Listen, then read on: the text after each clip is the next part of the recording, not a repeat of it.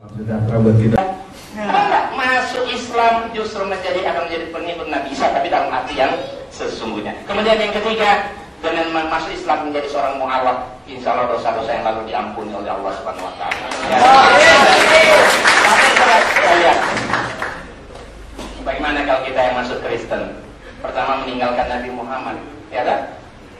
Dikira menjadi pengikut Yesus, padahal tidak. Masuk Kristen bukan menjadi pengikut Yesus, tapi pengikut Paulus. Karena Kristen ini agama yang dibuat dinamakan oleh Paulus, bukan oleh Yesus. Kemudian yang ketiga, dikira bakal masuk surga karena Yesus Tuhan dan Juru Selamat. Dan kenapa? Menurut saya masuk neraka, tapi bukan kata saya, kata Quran. Karena kalau orang Islam masuk Kristen, otomatis dia akan menuhankan Yesus.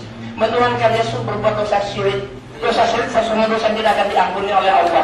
Quran mengatakan, "Laqad kafara alladziina qalu innallaha wal masih ibnu Maryam." Kafirlah orang-orang mengatakan bahwasanya Allah adalah salah satu dari yang ada Allah adalah Al-Masih putra Maryam. Laqad kafara alladziina qalu innallaha thalithu tsalasa. Kafirlah orang-orang mengatakan bahwasanya Allah salah satu dari tiga. Dan tempatnya di mana? Di neraka. Ini bukan kata saya, kata Quran ya. Kenapa? Karena masuk Kristen otomatis dia akan menuhankan Yesus. Ya, karena Yesus Tuhan dan Juru Selamat. Padahal Yesus Juru Selamat betul, tapi Yesus Juru Selamat hanya untuk Bani Israel saja. Boleh baca Kisah Rasul pasal 13 ayat 23. Lihat di Alkitab, Kisah Rasul pasal 13 ayat 23. Di sana tertulis, dan dari keturunannya lah sesuai dengan yang telah dijanjikannya, Allah telah membangkitkan seorang juru selamat bagi orang Israel, yaitu Yesus. Kalau itu Yesus juru selamat, tapi hanya untuk Bani Israel saja. Dan periodenya sudah lewat, sudah digantikan oleh Nabi kita Nabi Muhammad. Makanya mengatakan akan datang seorang Nabi setelah dia. Yesus sendiri yang mengatakan dalam Quran surat 61 ayat 6 kalau salah kita lihat. Ya kan? Nah, Isa sendiri mengatakan bahwa aku ini adalah rasul bagi kaum Bani Israel, dan sepeninggalku akan datang seorang rasul sesudahku namanya Ahmad. Nah, jadi kita lihat sini. Jadi kalau kita perbandingannya, ini rugi kita, ya kan? Lebih untung orang kita masuk Islam daripada kita masuk Kristen. Daripada kita murtad. Di Al-Quran mengatakan orang yang murtad sia-sia amalannya, tempatnya di mana? Kekal di neraka. Ini nanti bisa dibaca di 10 alasan ini, ya. Satu contoh babi, ya. Babi haram, ya. Alkitab cetakan lama, Alkitab cetakan baru, ya. Sudah diganti babi hutan, ya. Ini diganti babi hutan, ya. Saya yakin di Alkitab beliau ini semua sudah diganti babi hutan. Padahal Alkitab zaman dulu babi yang haram. Ini Bapak bisa lihat. Nah, jadi Injil ini saya terjemahkan ke dalam berbagai bahasa Jawa, bahasa Padang, bahasa apa saja, ya. Injil bahasa Jawa, tapi Arab. Bisa dilihat, bahasa Batak juga ada. Bapak, Ibu, dan saudara-saudara, sekali lagi sangat menarik. Sayang waktu kita sudah habis. Nah, terus barangkali Pak bisa minta waktu Pak penutup dari Pak Paulus itu. Ya, gimana Pak?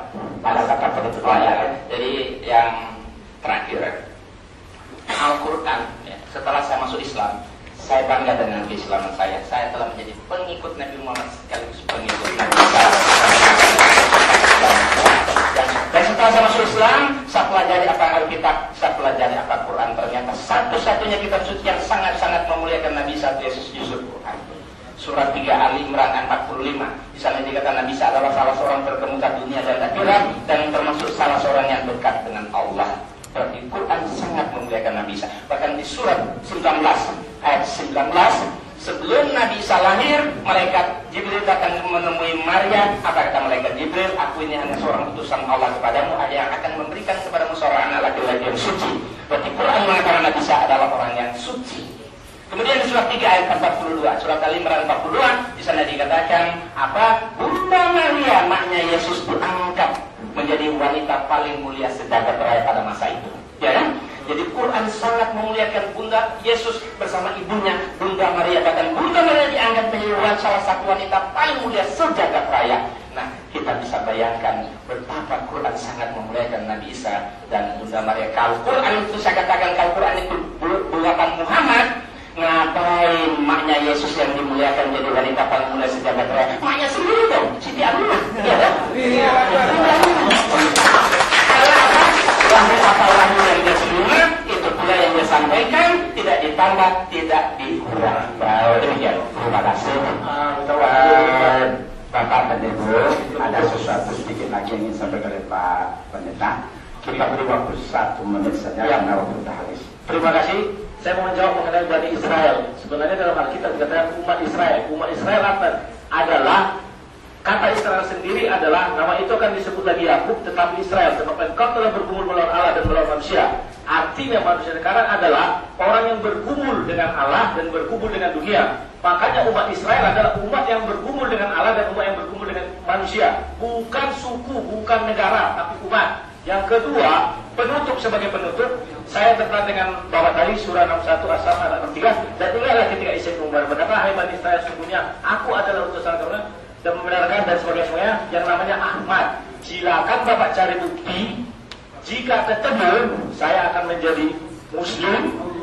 Di mana Isa mengatakan bahwa menubuatkan Ahmad itu menjadi Nabi.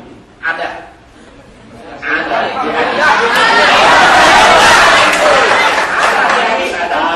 Kita mohon terima kasih. Rasulullah sesungguhnya aku mempunyai beberapa nama. Aku adalah Muhammad, aku adalah Hasil, aku adalah Basir, aku adalah Isa. Iya Isa yang mengatakan. Isa itu ayatnya ada di Injil. Isa adanya ada di Injil, bukan di. Saya punya Injil, sudah saya bilang. Saya punya Alkitab terkomplit seluruh Indonesia. Saya punya Alkitab tidak ada nama Yesus, semua Isa. Ada? Bayar kapan dia usah bawa? Saya kira.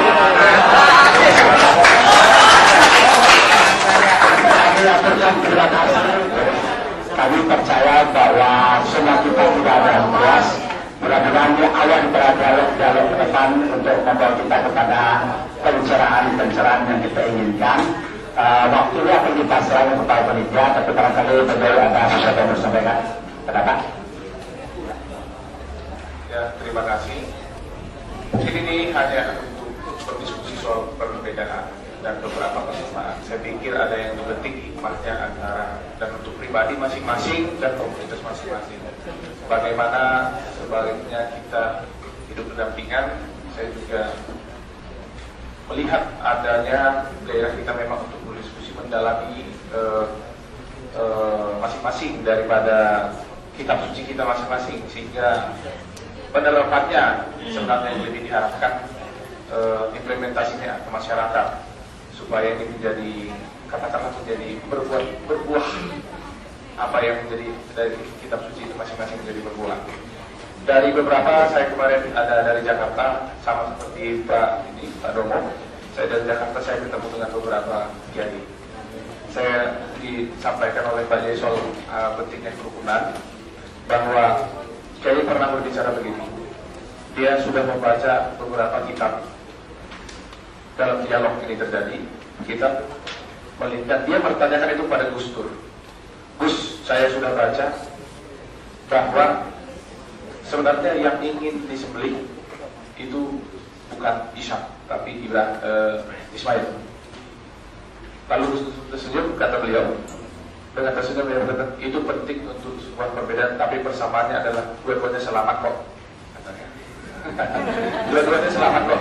Sebenarnya penting untuk berbeda, tapi penting adalah dua-duanya selamat kok, katanya. Substansi daripada sebuah agama menjadi penting bagi kita pribadi masing-masing. Oleh karena itu, diskusi ini bisa dilanjutkan ke depan dalam rangka untuk membangun apa kita masing-masing. Saya pikir itu. Terima kasih. Bapak Ibu dan saudara sekalian, sekali lagi kami sampaikan terima kasih yang sebesar-besarnya kepada kedua narasumber kita dan kepada Bapak Ibu semua yang dapat mengikuti acara ini dari awal sampai terakhir dengan baik dan tertib. Harapan sekali lagi, semoga apa yang sudah kita pahami, yang kita dapati akan menjadi pencerahan bagi kita, karena akan menjadi kita ini semakin mendekat, tidak semakin jauh, sehingga pada akhirnya akan bertemu dalam kalimatun sawa. Jadi sekali yang bisa apa? Kali lain kita tentukan tema yang bagus. Ya. Jadi nanti mungkin untuk yang akan datang tema-tema yang akan kita pilih tentu akan tema-tema yang barangkali lebih apa ya, lebih apa itu namanya, lebih sejuk. Tapi saya katakan bahwa tema ini merangsang sesuatu yang membuat kita panas, kira tidak. Tapi barangkali memang ke depan tema-tema yang akan kita angkat tentu mungkin akan diperbaiki dari ini katanya. Atas nama moderator kami berdua, pertama kepada kedua narasumber mohon maaf yang sebesar-besarnya, sekaligus kepada Bapak, Ibu dan saudara-saudara yang peserta, bila mana di sana sini tentu saja banyak kekurangan-kekurangan kami, dan barangkali itulah ciri kami sebagai seorang manusia yang hanya itu yang bisa dapat konsumsikan pada kesempatan ini. Namun kami tetap berharap kiranya ini pelajaran besar untuk kita semua. Untuk itu waktu selanjutnya kita serahkan kepada panitia. Terima kasih. Wassalamualaikum warahmatullahi wabarakatuh.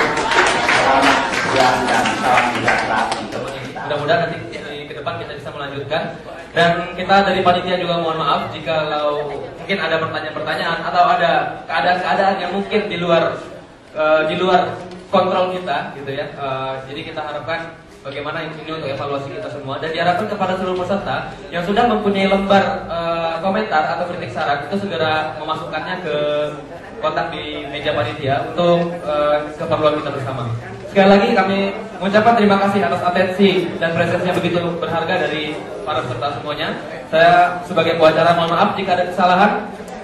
Saya tutup dengan buah kuini di tepi pagar, ambilkan galang, tolong jolokkan. Saya ini baru belajar, silap dan salah tolong tunjukkan. Wabillahi taufiq wal hidayah. Wassalamualaikum warahmatullahi wabarakatuh.